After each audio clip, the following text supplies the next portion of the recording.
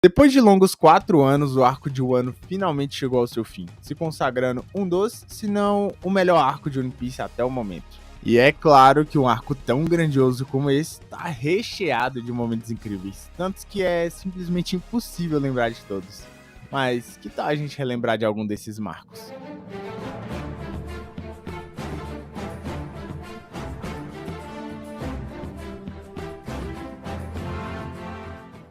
Para começar a lista, vamos para um momento não tão lembrado, mas que com certeza vale a pena ser comentado. Otama havia sido capturada por Holden, que eu não sei se vocês lembram, é um subordinado aleatório do Jack, que, por estar sendo protegido pelo astro de Kaido, espalhava medo pela cidade, já que quem o irritasse sofreria com a fúria de Jack. Enfim, Tama estava sendo mantida como refém, nas presas do leão na barriga de Holden, e, caso tentassem atacá-lo, ele a faria em pedaços. Apesar disso tudo, isso nem sequer é uma ameaça para Luffy, Zoro e Kiko, já que a preocupação dos nossos heróis, na verdade, era roubar uma carroça, que estava cheia de comida, e que tinha acabado de chegar do paraíso. Luffy então diz que o plano é bater e correr, onde ele facilmente recupera Tama, enquanto Zoro, Kiko e o cachorro da garota roubam a carroça. Tudo parecia perfeito, até que Luffy percebe a bochecha de Tama. Ela então diz: "Ah, isso não é nada, eu só fui beliscada com um alicate." Mas o Kibidango não sai se você puxar assim. Seus olhos cheios de lágrimas, enquanto ela força um sorriso para fingir que tá tudo bem. É uma cena forte. Um flashback com Holden puxando a bochecha da Tama é brevemente mostrado, talvez espelhando o que se passava na cabeça de Luffy naquele momento. Ele então é tomado pela raiva e parte para cima de Holden. Até mesmo larga Tama no ar, seu objetivo principal até então, mostrando que nada mais o segurava. Ele estava literalmente em chamas e, com um dos Red Hawks mais bem animados do anime, ele golpeia Holden sem medo de qualquer consequência. E como se já não fosse tudo incrível, o calor que emanava de Luffy lembrou a Tama de um velho conhecido seu, que, porventura do destino, não poderia mais vê-lo. Mas naquele instante ela percebeu que, de alguma forma, sua vontade permanecia viva.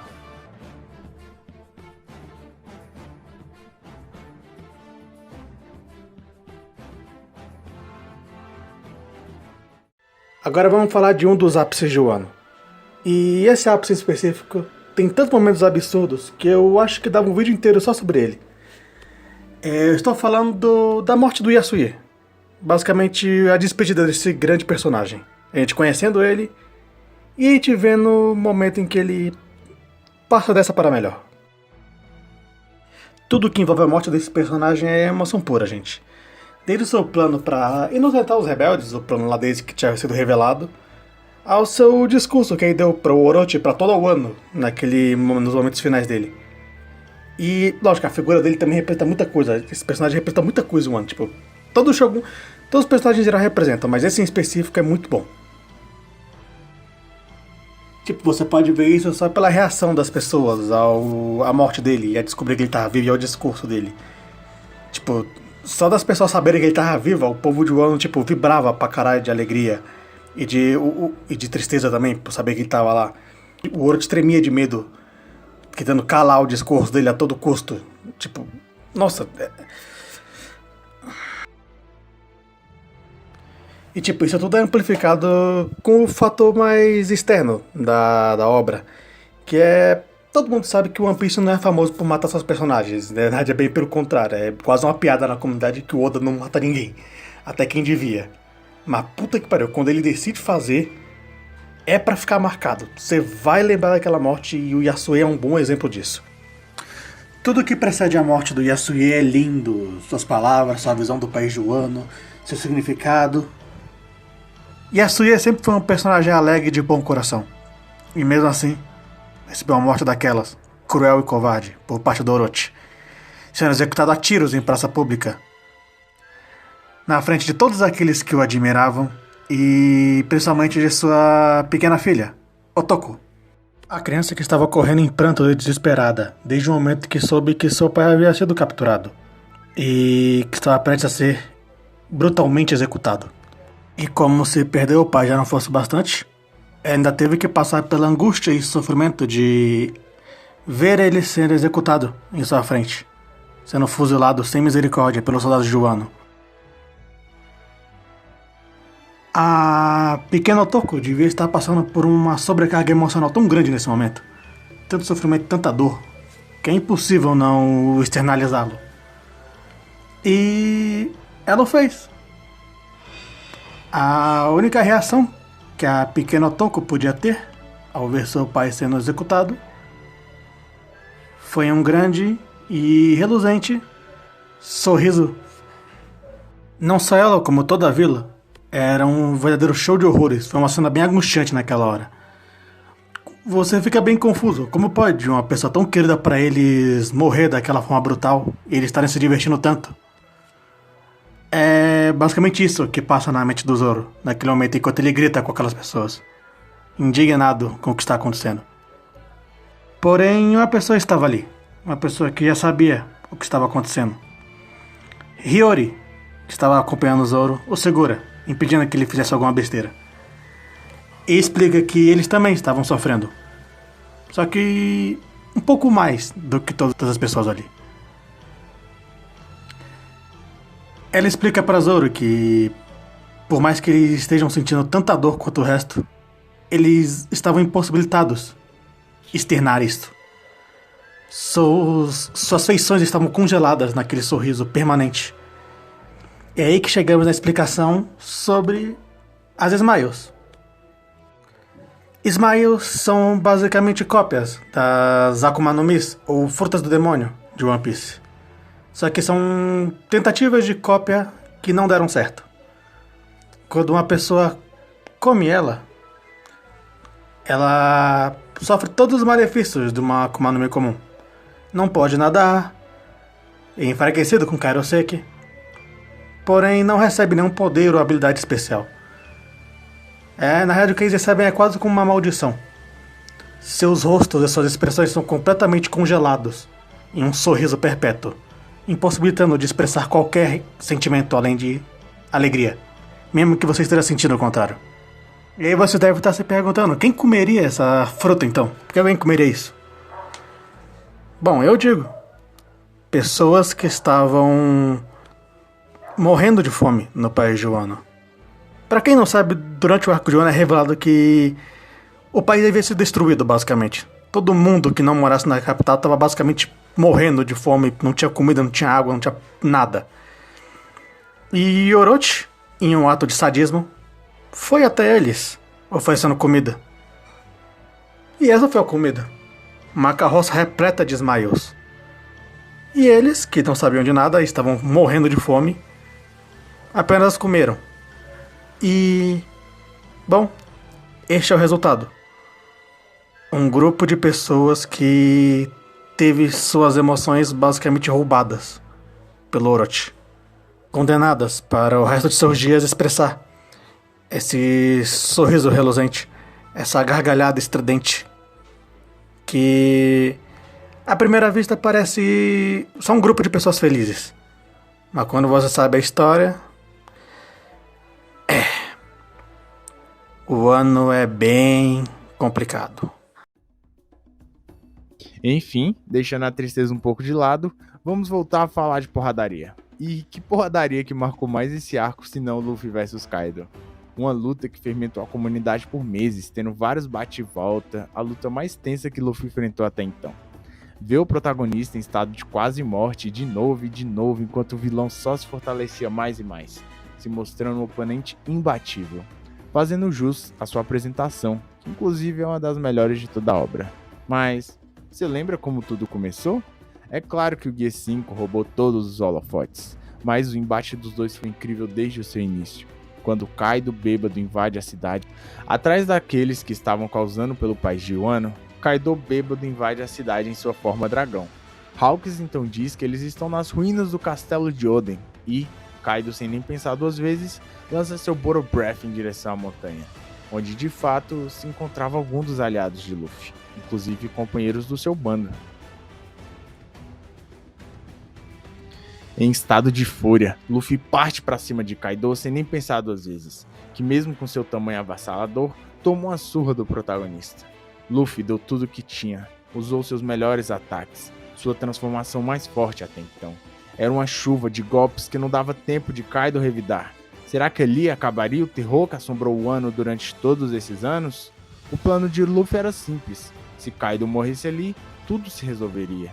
E, nessa gana de acabar com tudo usando apenas seus punhos, Luffy, que se anunciaria como o futuro rei dos piratas, parte com tudo, com o último golpe decisivo.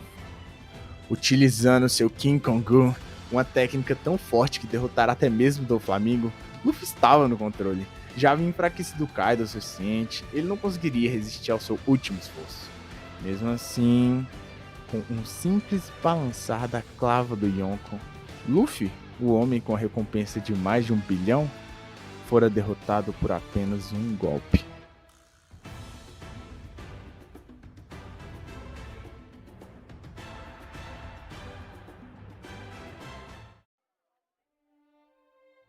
E vamos para o próximo e último momento. Pois é, gente, o vídeo tá quase acabando. Mas não fiquem tristes, tem muito mais vindo por aí. Mas e você? Lembra de algum momento incrível de Wano que deixamos passar? Comenta aí, compartilha o vídeo e se inscreve. Agora sim, vamos para o último momento. Este que está presente no famoso episódio 1015, aquele que teve uma direção digna de um Oscar e que parou a internet no dia de seu lançamento. Neste momento, Yamato estava contando para Momonosuke sobre sua relação com Ace. Nós já sabíamos que Ace tinha vindo ao país de Wano pelas falas da Otama, quando o Luffy encontrou ela. Mas nós nunca tínhamos visto o que aconteceu de fato com o Ace aqui. E agora nós descobrimos. Bom, basicamente, após o Ace conhecer a Otama, dar comida para ela e conhecer todo o pessoal de Wano, ele partiu para Onigashima para derrotar o Kaido. Mas, pro azar dele, ou sorte, depende do seu ponto de vista, o Kaido não estava presente no momento. Aproveitando essa oportunidade de um intruso entrando no castelo do seu pai, Yamato, precisando extravasar um pouco, troca golpes com Ace, que, por sua parte, a reconhece como um oponente digno e formidável. De o que eu julgo alguns minutos de luta, eles começam aquela clássica conversa no meio do combate que tem todo anime shonen, que é usada pra gente conhecer os personagens e como primeira forma de contato entre eles. Nessa conversa, Yamato revela que é a filha de Kaido e o quanto o odeia por tudo, principalmente por tê-la aprendido com as gemas de Karoseki, a impedindo de sair do país de Wano e conquistar o seu sonho, que é ser como Oden e conhecer o mundo. Nesse momento, vendo a raiva de Yamato, Ace, que passou por uma coisa semelhante, dá uma bronca nela, basicamente. Ele explica que, por mais que o pai dela tenha prendido ela na ilha, quem está prendendo ela de verdade de conquistar o sonho dela é ela mesma. Palavras foram como um choque de realidade para Yamato, que reacendeu a chama da esperança de que um dia ele iria pro mar, assim como seu herói, que ela tanto admirava, Kozuki Oden. Uma relação se forma entre os dois depois dessa conversa e eles passam a noite conversando, se conhecendo melhor. Yamato contando sua história e Ace contando pra ela sobre o mundo, sobre tudo que ele viu e sobre tudo que ela poderia ver quando ela saísse daquela ilha. Mas principalmente, ele não parava de falar que entre todos os piratas que navegaram por aqueles mares, o maior de todos ainda estava para zarpar, se referindo, claro, ao seu irmão mais novo e ao protagonista dessa história, Monkey D. Luffy. Mas é claro, tudo que é bom uma hora tem que acabar. Então, depois de uma noite inteira conversando, se conhecendo, o Ace tem que acabar indo embora. Ele tem coisas a fazer, ele não pode ficar em Wano para sempre. E pra garantir que os dois iriam se reencontrar algum dia, Yamato faz um Vivre Card do Ace, com a esperança de que um dia possam se reencontrar. Toda essa cena de despedida é linda, e novamente com uma direção impecável. Eu queria dar um disclaimer aqui. Eu não sou uma pessoa que acompanha muito a área de animação em si, diretores, animadores, etc. Mas esse foi o primeiro contato com a Megumi Shitani. Primeiro contato que eu reconheci ela de fato. E eu não posso negar que eu fiquei impactado por esse episódio. É uma produção muito acima, por mais que o ano tivesse maravilhoso, esse episódio tava tipo muito acima da média de um ano. Nossa, foi outro patamar. Eu comecei a acompanhar mais os trabalhos dela depois disso e devo dizer que ela fez por merecer a fama dela. Mas, enfim, voltando ao próximo desse vídeo. Despedem, Ace vai embora de Wano, posteriormente conhecendo Barba Branca, e Yamato permanece lá, com a esperança de um dia conseguir escapar e não se prendendo mais emocionalmente aqui. Porém, isso tudo é quebrado subitamente com uma cena da Yamato correndo desesperada com o Vivre Card do Ace se incendiando aos poucos, tentando achar um jeito de sair de Wano para ajudá-lo, impotente, até o momento em que, enfim, o Vivre Card é completamente incinerado. E temos uma cena que, não vou mentir, me deixou um pouco engasgado na época. Vemos a Yamato desesperada, tentando quebrar as algemas, tentando inutilmente tentar ajudar o Ace, que ela nem sabia onde estava, mas sabia que no momento que aquele cartão desapareceu, sua vida havia se acabado.